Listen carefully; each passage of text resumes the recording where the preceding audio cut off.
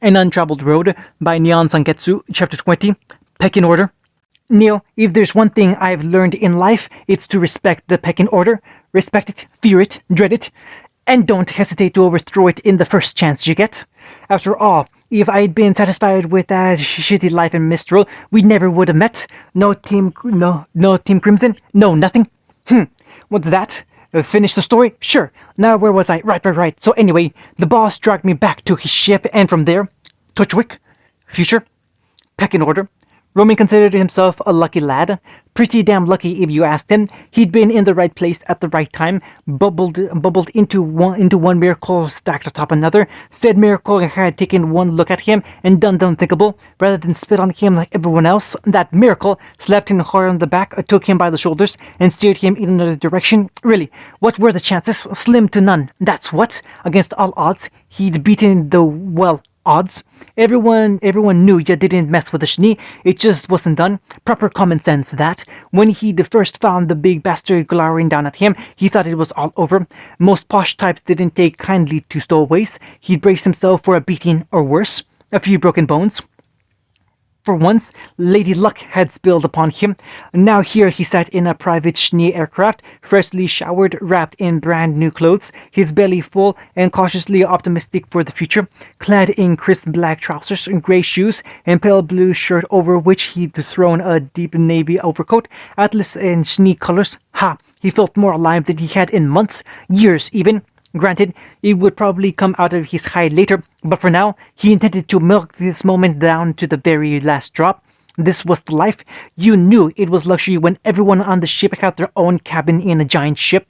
Now, to be fair, Roman was admittedly a stranger to the life of luxury, having spent most of his life living in the gutter and whatnot. Stealing from the gangs in Mistral had netted him the occasional windfall here and there, but if this was what he'd been missing out on, well, maybe it was time to hit some higher profile targets in the future. Not this lot, though. He knew the pecking order. Crossing one leg over the other, he kicked up his legs and leaned back in his chair with a pleased sigh. Even if this gig didn't work out, he'd gotten away from Mistral. Granted, he didn't right know where they were going. The adults were being awfully cagey about that. But as far as he was concerned, anywhere would be better than his home kingdom and the gangs that sought his life. Mistral's gangsters were nasty. Another day there, and they would have strung him up like a scarecrow. But now he could die happy, assuming they decided to kill him. Hey, this could be some weird cult for all he knew. Might as well savor this while it lasted. Are you enjoying yourself, Roman? Just like that, his joy became so much ash in his mouth. Right, forgot about her. Everyone did indeed have their own private cabins on the Schnee vessel, and therein lay the rub. This was Cinder's cabin. Reclining languidly in the seat opposite his, Cinder Schnee looked nothing short of smug. She had every right to be. It was her word that had seen him brought aboard, her advice that gave him these dapper new clothes, and probably her word that would see him thrown right out again if he misbehaved. Yes, sir, she had him by the balls, and they both knew it. So we've got a C and an R with an S. Sienna counted on her fingers in the seat across from him, focused on something he couldn't quite understand, the sight of which ruthlessly roused his curiosity and tugged him back to reality. All we need now is an N, and we'd have Team Crimson. Roman blinked. An unpleasant feeling bloomed in his stomach. Kitty cat say what now? Crimson. Cinder smacked her lips, as though tasting the words running it over his tongue. I like the sound of that. Roman didn't. Don't I get a say in this? No, came the united reply. You certainly do not. The up-and-coming criminal mastermind winced. Cinder was deadly all right, dangerous, destructive, diabolical, and a bunch of other words that started with D. Still, she was clearly the boss's kid, and he wasn't about to tread on her shoes. Nope, no fool he. She had spoken up for him, which meant she wanted something from him. So long as she did, she wouldn't discard him. Right, he smacked his lips. So you want me to be on this kick-ass team of yours? Ain't we a little young for that sort of thing? Come now, Cinder tutted, dragging out each word. Don't use such strong words. It makes you look weak. Weak. Right, sure. He had no illusions as to where he stood here. She'd burned his bits off.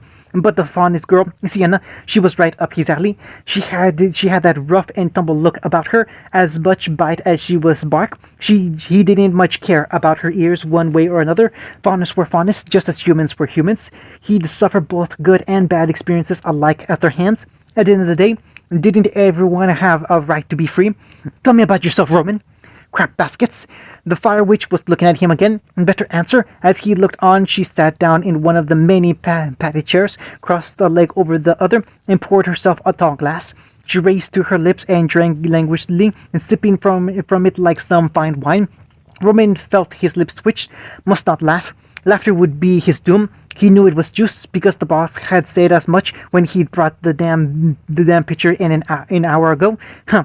Little Miss Cinder wanted to act like a grown-up, did she? Fine. He could play to that. That was an admirable posture she had there, but he could see the flaws in it. Cinder Schnee, he held herself well, but a child just couldn't pull off certain things. Neither could she. There were flaws in her posture. She sat just a tad too rigid, and there was a gleam of heat in those lively golden eyes that betrayed the calm she was trying to project. A snicker stirred in him. He bit the laugh down. All in all, it made him think of a little girl playing dress-up in her mother's closet, a child pretending to be the woman she wasn't. Back in Mistral, he would have scoffed, flipped her off, and told her to go to hell, but she had swords with her, and probably knew how to use them. He didn't have a weapon, and Sienna was staring at him, so he'd play her game. For now, there was no need to feign a grin. Charm came to him naturally, even as a boy. Not much to tell. Still smiling, accepted the offered glass from her and drank. Huh, raspberry. Or was that an indirect kiss? Meh, he'd worry about cold cooties later. I'm a street rat, the same as your friend over there. I gathered as much. With her hands unoccupied, Cinder was free to steeple her fingers. You certainly made your fair share of enemies back in Mistral. What was this, an interrogation or something? Never got caught, though. He felt the need to clarify that point. No, she allowed. You didn't. If you had, we wouldn't be having this conversation. Sienna's right ear twitched the top of her head. Her smile startled him. You're right, Cinder. He's got spirit. I like him. Doesn't he? Cinder's smile. Yeah, it was all teeth. Yikes. That bad feeling he had, it just intensified sixfold. The pair, sisters, shared an indulgent look with one another and giggled. These two would be absolutely terrifying when they grew up. When, not if. It was only a matter of time, and they were already well on their way. Give them a few years to master their craft or so, time to truly come into their own, and they'd be... Well, for a wild moment his manager ran away from him. It wasn't hard. They were pretty girls, and someday they'd be beautiful women. You're staring, Roman. No idea what you're talking about. Anyway, the sweet gig you got here. He hauled his thoughts back before he went and said something stupid as he kicked up his feet onto the table. What's a guy like me got to do to get in on this? Sienna saw no reason to lie to him. Mugga Schnee. Ha! As if she'd survived that. Very funny, the silence was telling. To be fair, Cinder curled a long strand of dark hair around her fingers and looked away as she spoke. It was the first human expression he'd seen from her all day. I was starving at the time and had little in the way of options. Really? Roman glimpsed the deadpan honesty in her eyes and gave a low whistle. Holy shit, you actually did that? When she winced, he dared to press the advance. Where you from, Atlas then?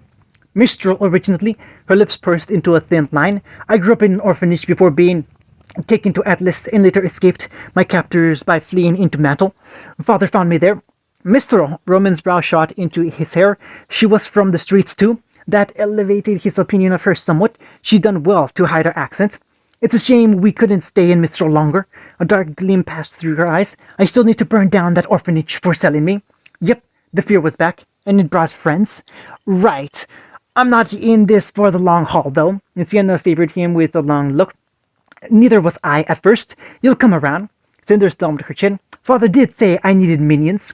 Pretty sure he meant friends there, Cinder. Her smile was telling. I know what I said, Roman. Right, this one was clearly a few sticks short of a campfire. Time to steer his conversation to safer waters. So, he drawled, reaching for a nearby plate of biscuits. Any idea where we're heading? The boss wouldn't say. Cinder and Sienna shared an awkward glance. The former shrugged, but came the end. It was the latter who told him what he wanted to know. Roman immediately wished they hadn't. Menagerie? Oh gods, that would be worse than Mistral. As a kid, he didn't hold a particular grudge against the Faunus, but he'd probably be the only human on the island. That wouldn't end well. Not a chance in hell. He couldn't jump ship there. He'd be eaten alive if he was lucky. He gulped to hide his anxiety. Particular reason we're headed there? The girls shared another long, lingering look between themselves. This time, they didn't answer him. Will you be staying with us for the time being then? Cinder's smug smile returned tenfold. After all, there's safety in numbers. Blast it! She had him. In hindsight, it probably wasn't a wise choice to align his fate with theirs. Only a madman would shackle himself to a maniac. But what choice did he have? Sure, she might see him as little more than a mere minion now, but that could change. No, it would change. Sienna had clearly worked her way into Cinder's good graces. He'd do the same. No, he'd go even higher. She might have saved him, but she wasn't pulling the strings around here. That was the Schnee. And more amply, her parents. Shouldn't be too hard to befriend the Mr. and Mrs. Maybe this wouldn't be so bad after all. Roman kicked up his legs, grinning fit to burst. Cinder, I think you and I are going to get along just fine. You really are incorrigible, you know that? Am I? Naruto made a point of not looking at Willow while he worked on his shinobi prosthetic. I was under the impression you'd be happy about this. Safely refueled, and with little in the way of turbulence for once, they'd finally had a chance to settle both themselves and their stomachs alike during the flight. Sprawled out in their private cabin, they were able to lounge in bed almost comfortably. Well, as comfortable as Willow could be these days. And personally, he finally felt at his ease for the first time since they'd sat down. Evidently, Willow agreed, which worried him. I am. Her fingers began to stroke his real arm with infinite care, nails tracing tiny circles against the back of his hand. Delighted, really, aren't you? It was terribly distracting, least of all because they weren't wearing clothes beneath the sheets.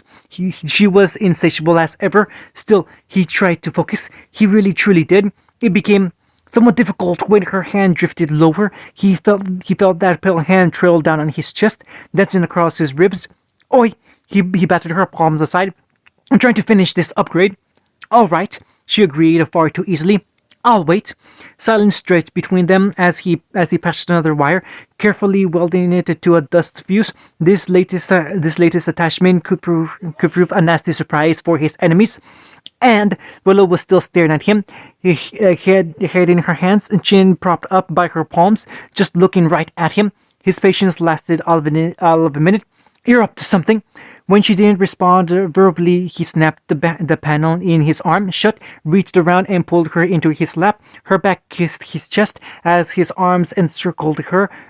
Pale blue sheets pulled around her, preserving her modesty, but only just. She settled in with a pleased coo, looking over her shoulder, and touched a hand to her bosom as she smiled at him. She leaned up to kiss him then. He took a moment to savor it, not so the smirk she wore. That smile was smug, nothing short of smug. Me? She batted her eyes at him. Up to something? Whatever do you mean?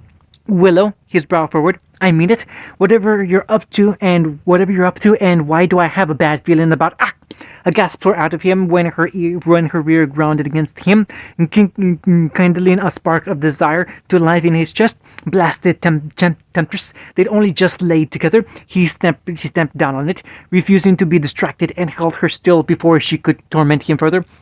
Spoil sport, she hummed.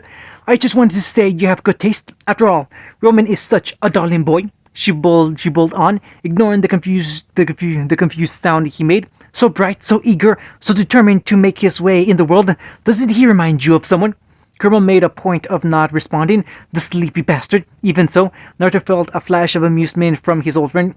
Ah, so that was her angle. He knew that one. Willow, no. Willow, yes, quick as can be. She pivoted in his lap and pushed him down to the mattress. He tried to surge up, only for her to spread her legs on either side of him, all but straddling him with her hips, practically pinning him where he lay. He could have broken free at any time, but he didn't want to, not with the sight before him. Would you?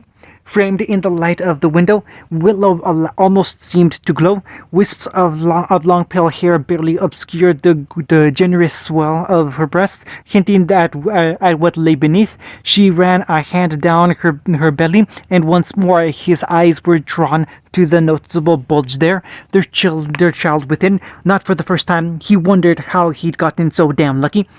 Gotta marry her, his brain bleated, soon as I find the right gemstone and figure out how to craft a ring. You saved that boy. She smiled down at him, even as her eyes burned with pale maiden fire. Are you really going to cast him aside? He looked away, heat rise in his cheeks. We're just giving him a lift to menagerie, that's all. And then what will you do, Her point gained, Willow leaned forward and pressed her forehead to his. Did you even consider it? This close, he could feel the heat from the flames ebbing out of her eyes, a gentle yet powerful warmth. How do you expect that boy, a human boy, to survive on an island filled with rawness? Blast, he hadn't thought of that. He'll be on his own. Every word was a knife in his consciousness, with no one to look after him, not a lien to his name. Roman stuff, he muttered aside, not wanting to admit his mistake. He'll find a way. That may well be. Her hand moved to his chest, light as a feather's brush. But are you truly satisfied with simply letting that happen? She always saw through to the heart of him, even when he didn't want her to. We can always give him some lien. Ow! His words peeked into a hiss when she pinched one of his scars. You're going to be difficult about this, aren't you? She smiled then, a faint dimpling of her cheeks. Would you have any other way? He considered it for a poignant moment. Nope, I can just adopt him, you know? Cinder and Sienna once thought the same. They turned out rather nicely. Well, Winter's certainly going to grow up well protected. Willow didn't respond to that. Instead, she tilted her head just so, pale tresses concealing a burning iris. Then she leaned down and kissed him then, mouth moving against his. With their argument behind them, his blood began to warm once more. He reached up and linked both arms around her waist to hold her fast. She made a pleased noise at that and began to move against him, hips undulating in slow rhythmic movements. Half-lidded eyes leered at him in thinly veiled pleasure. What's wrong, beloved? Nothing. He pulled her down to him. Nothing at all. Time blurred it into bliss. Summer's face burned rose red, her fist poised just short of knocking, because she could hear the two of them through the door. Every bit of it, everything. Even so, her fingers twitched towards the handle. What am I doing? She swore and marched the other way, ears burning. I'll come back later. A knock echoed on the cabin door. Naruto creaked and I opened with a weary sigh. The world better be ending, or your life certainly will be. In all fairness, he wasn't sure when one moment bleeded into the next, only that he'd woken to find himself pleasantly sore, Willow in his arms, nuzzled against him.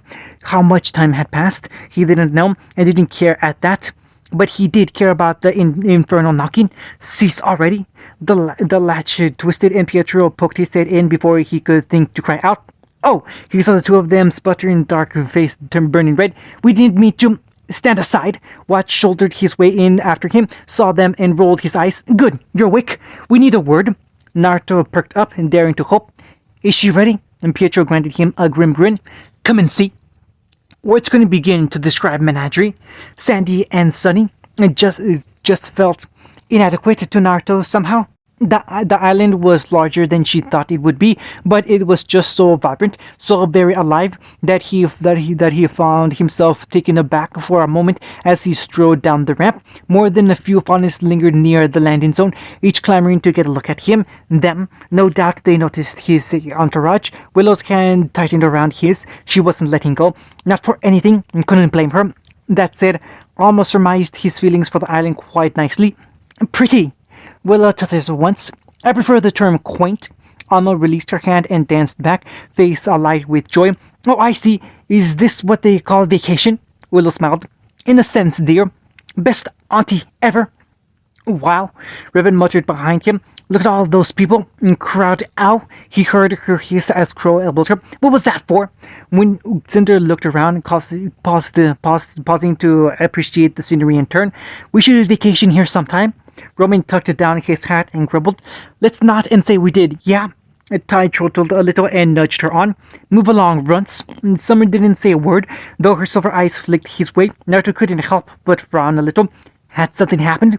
But by contrast, the fondness of their party proved almost melancholic. Sienna didn't look much pleased to be here. Kali and Gira even less so. They slunk behind Team Stark, looking like they expected an attack at any given moment.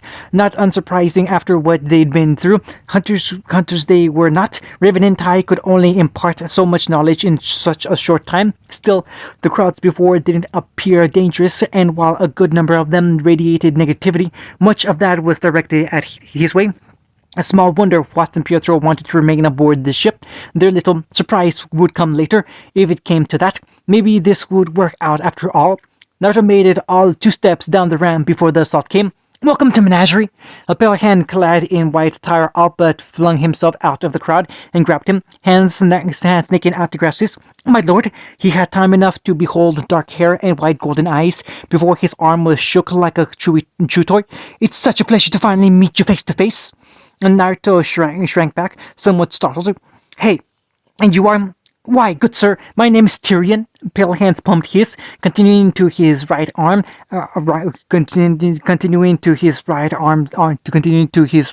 up, and down in a merry handshake. "Please excuse the non-believers on the island," he whispered aside. "They don't understand your godly glory." Just as quickly he turned his head and spat. "You have but to say the word, and the faithful will see them put to the sword." Kurama exploded into laughter. "I knew it! You started a cult!" "Why do you think I'm a god?" "My lord!" The man blinked. "What else could you be? No one can do the things you do." Willow made angry willow noises through her teeth. "You must be joking." Revan cackled somewhere behind him. "You deserve this." "Birdie, I swear I will start plucking your feathers." "That an invitation to fuck me or something?" Summer slapped her back. "Language!" Naruto flung up his arms. Will someone tell me what's going on here?" The devotee was all too happy to do so. "Right this way, my lord." He bowed deeply at the waist, sweeping an arm before his lanky body. "Your tournament awaits in the center square, and the chieftain with it. Let us bathe in the blood of the non-believers." "Huh." Sundar made a tiny pleased noise in his direction. "Now you, I like." "Glorious," the Tyrion cooed. "The child of our god has blessed me." Naruto slapped his forehead. "For crying out loud." Previews. Next time, fear is a sure bet. Barely 2 words in, and you already look like you want me dead. You're getting all worked up over nothing. You changed, Naruto. You're getting weak. Oh, the pain. He coughed up blood even as he bled from his nose and ears. "It hurts so bad. It hurts. It hurts. It hurts. It feels like I'm dying." A fist swung out, obliterating a building as he screamed to the heavens. Rumble crumbled to the floor, obscuring him for a moment, an instant, nothing more, and then he was upon them. Furious red eyes filled their vision. "Here," from hands closed on either side of their face. "Let me show you what it feels like. Next round, bring it on." You know, sometimes I think people actually want to see cruelty. They want to be barbaric, to give in to their desires and set their heart ablaze. Peace can be such a wonderful thing. I cherish it with all my heart. I'd gladly give my life for it, but apparently something about it is lacking. Losing touch with life and death, perhaps. Way I see it, we have to live like this might be the last day we've got. That's the only proper state of mind for living things. I'm ready to accept it when that day comes for me, because I faced this cruel world head on and deepened my understanding of it. Huh. What's that? Do I feel remorse? Of course I do. I'm a father, a lover, a brother. I'll fight tooth and nail to protect those dear to me, just like you would. So let me give you a warning from one survivor to another. Throw down your weapons and surrender. Right now. Because if you don't, you'll regret it. Brave of you, boy, but foolish. I thought you would have learned your lesson. I've always been a slow learner. Get back here, you. A hand clamped down on her shoulder. Alma tilted her head just so. You are being rude. Release me. Hell no. You're our hostage. Her attacker evaporated into a fine bloody mist. She looked down, blinked. Oh dear. My dress is ruined. End of chapter 20. An Untraveled Road by Nyan Sanketsu. Chapter 21. Fear is a sure bet. And sorry, got distracted by the kiddo. Now where was I? And Neil? Right. So there we were, surrounded by a whole horde of angry faunus. The island rigged to blow if we didn't play along. What is it with the madmen and bombs? Never really understood that. Yeah, things did not entirely go to plan. Life seldom does. But come on, no one expected that to happen. Torchwick, future, fear is a sure bet. Menagerie really knew how to throw a tournament. Or was it a festival? Semantics. By the look of them, you'd never know there was any danger. Wouldn't even suspect it, unlike the knife hit your until the knife hit your spine. It was only Kurma's sixth sense that told Naruto otherwise. The oh so useful ability to sense negative emotions, which had saved him time and time again, that now warned him of the coming danger. They stink of fear. Indeed they did. Saw it in their eyes, smelled it in the air, felt it in his very soul. Mothers clutched their children close as they walked by. Men shot them hateful glares. Why? What had he done? And where nearly every single faunus on the island was terrified, as if the world were holding their breath, waiting for the hammer to drop. But for what? Willow squeezed his hand, and he returned the gesture in kind, not trusting himself to words. Cinder stuck closer to his side. Sienna and the other.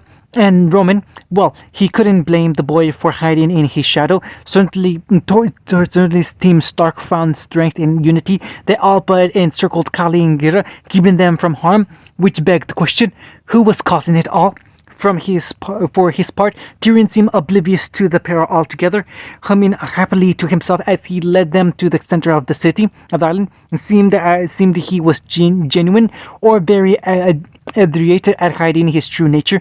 He wasn't sure which, and it worried him more than he cared to admit. While young, the man moved with lethal grace, the walk of someone who had ended many lives and would likely end yet more if left to his own devices. Dismissing him as he was now really wasn't an option. Best keep him close and ascertain his motives later. If he tries anything, he'll regret it. We're far faster than him. In short order, they found the one in charge. Tyrion led them right to. Menagerie chieftain, or rather the man who usurped the throne in Gitter's absence, was certainly a large fellow, large enough to fill out that throne. A swarthy man clad in robes of deep burgundy lounged before them without the slightest care in the world. Naruto took him in a moment. He didn't like what he found there. Broad of shoulder was he, the muscles rippling beneath those seemingly harmless vestments, skin tanned by the sun, bristling with a dark beard. He regarded them intently from the dais, a high wilded light burning in his dark green eyes, a gleam that spoke of a mind fascinated on its goal at the exclusion of all else. A single mangled ear, a bear, stood atop his head and chewed and gnawed. Is that him? He muttered aside. No, Kali whispered. The one who nearly killed me and Gira was smaller than that, slender, less muscle. The man rose from his throne, bringing a hand with him. No closer, false god. His voice carried rich and resonant. You will remain there.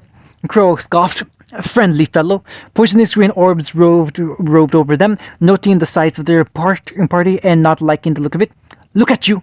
His upper lip curled in a sneer. Barely nine words in, and you already look like you want me dead.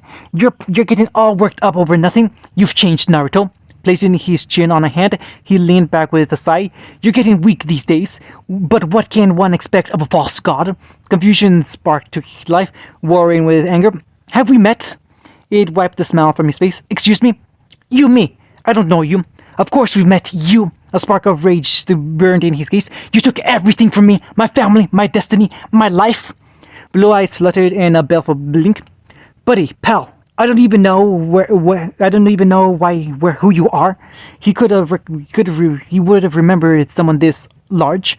Insolence! The man surged upright in his throne, and he wondered if he would lunge at him. Almost hoped he would. Everything would be so much easier if he could just cut the head off the snake and be done with this. It was not to be. At length he exhaled softly and sank down into his throne. You will. He all but bit out the words. You have been watched. You are known to us. A pause then, as he considered them anew. You were meant to come with the Schnee. No other. Oops, Naruto shrugged with the self-same smile. Didn't get the memo. I am Father Colgrim. A burly arm gestured. Give us the Schnee now, and we will let you leave with your life. Pretender, I will not make another offer. Again, Willow clicked her tongue. So nice to be wanted. Riven stepped forth, one hand on Omen's hilt. What do you want her? An ugly smile bloomed on the handsome man's face. Her child will be of use to our god. Tyrion tithered. And they call me crazy. Summer hissed, actually hissed, like a scalded cat. Oh, screw that Her words peaked in a yelp as as the temperature plummeted. "Oh!" Willow touched a hand to her cheek, all smiles. "I'm sorry. Would you mind saying that again?" When he didn't, her smile spread out yet further, revealing pearly white eyes. I see, yes. I understand perfectly now." Her head bobbed. "Yes, blazing with blue fire. So that's your game?" Her temper, already strained, began to fray yet further as he made no move to respond. "Well, in that case, you can just die." Naruto wrestled her arms down before she could smite him. "We were warned of your ways." The leader was still braying as she glared pale daggers at him. "Of your silver tongue, we will not be swayed." A finger furled in his direction. "If you brainwash me, my lieutenant has orders to shoot me." "Brainwash?" Naruto choked down a laugh. That wasn't the word he used. "And if I convince him, then he shall be shot and someone will take his place as well." The braggart raised his arms, face slicked with sweat. "You will have no victory today, for we have been graced with her glory. It has been foretold." "Bloody zealots," Taiyang muttered. "They were always the worst to convince." Naruto elbowed him, fighting down a shiver. "No arguing there." "My lord, not you, Tyrion." He waved absently, then caught himself. It was a dark day indeed, when you put your trust in a madman, but at least this one wasn't ranting at him. So, he got up to the man. "I'm here. You want to fight me? Let's go." "Not I." Colgrim's smile was nothing short of oily. "While I would like nothing more than to crush you myself, your punishment must be more severe." Naruto dug a finger into his ear. "Not liking the sound of that. What's your rules?" "Fight and die, that is all. Should you somehow survive the gauntlet, you will be free to leave in peace, with the blessing of our goddess." "We done? I think we're done. Kill him, now." He stepped forward. "And if I take you down here and now?" "You show your true colors at last," Colgrim sneered, exposing a mouthful of yellow teeth. "A brute masquerading as a man. She was right about you, so was he." In the same moment, he reached up to his robes and ripped them away to reveal his chest. Raven swore. "You gotta be kidding me. This is a dead man's switch." Colgrim sneered, uncaring of the eyes on him or the ghastly vest he wore. "One of many. Should any harm befall me or mine, this island will be clenched by her holy flame." Taiyang bowled forward, shoving the kids behind him. You'll die too, idiot." He only smiled. "Then we shall burn together under her gaze." Roman tugged at his hat. Not a great retirement plan, that. "He's not bluffing," Kurama said. Naruto switched gears, seeking another avenue of attack. "Who the heck is this she, anyway? You're unworthy to know her name." Spite sprayed down at the man, earning a few disgusted looks. "She has returned to us, and it is she who will deliver us our glory." Crow reached for Harbinger. "I see that look in your eye, Huntsman. You want to stop me? Come then." Colgrim spread his arms wide.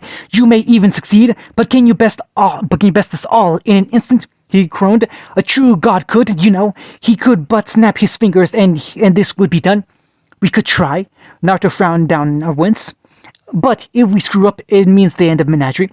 Without knowing where the other detonators or the supposed bombs were hidden, he had no way of acting in time. It would have been one thing if he knew. In given time, he might well find a way. But now, the thought boiled in his blood, if only because there was no easy answer. But if he thought they were going to dance to their tune forever. "Fine," he clicked his tongue. Send out your champions or champion. I don't care. You will remove your false arm. The Schnee shall not aid you. Your companions will be under guard at all times." Another shrug.